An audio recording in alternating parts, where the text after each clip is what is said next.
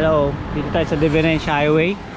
Kikita nyo yung mangrove na tila tinumbahan ng bagyo, yung super typhoon.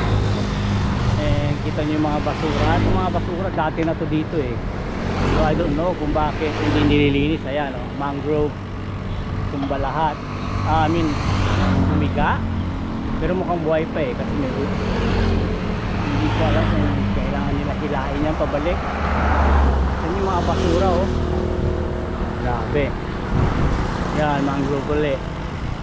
So, daming basura. Tapos may mga naglilinis dito na something tupad-tupad ba yun.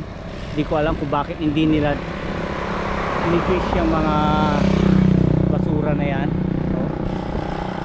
Dito pa naman malapit sa isang mall na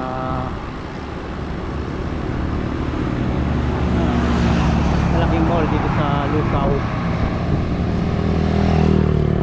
So sumalungat na tayo just to take video. Yun know, mangrove. Itong mangrove na to, ito nagpo-protect sa malalakas na storm surge at pagbabaha. So itong sa aking mga napanood o nabasa, talagang binibreak na yung tubig na malakas. So pang breakwater siya, parang tawag dyan.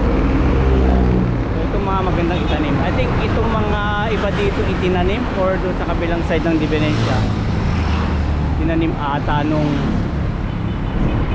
ayun, naging part ako dati nun. Replanting kami with Spectrum Communication. We are trying to revive. Hopefully mabuhay namin yung Spectrum sa radio communication group. We are volunteers. Medyo hindi lang united yung mga membro. Siyempre ganun talaga, and very busy. Yun. Ay, sa malaking mall.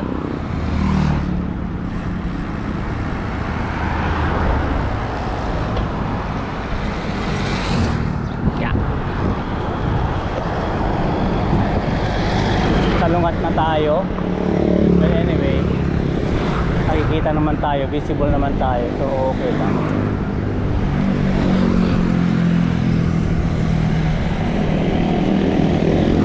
Para lang tayong tumatakbo nasa parang counterflow, para nakikita tayo ng mga kasalubong.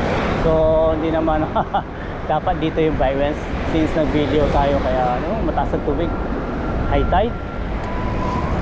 Naku, kawawa na naman yung mga nasa baba. High tide na naman, mga low-lying areas.